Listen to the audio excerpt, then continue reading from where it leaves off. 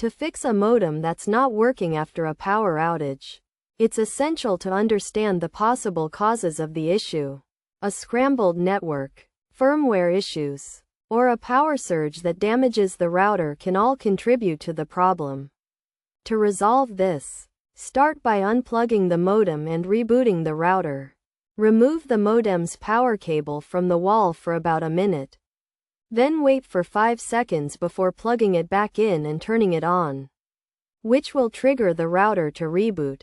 Next, try plugging the modem into a different outlet and observe it for 5 minutes to see if the issue persists. If it does, it's likely that the modem has been damaged by the power surge and needs to be replaced.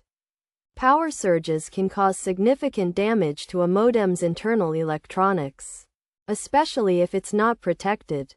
In this case, replacing the modem is the best solution, and it's also a good idea to invest in a modem protector to prevent similar issues in the future.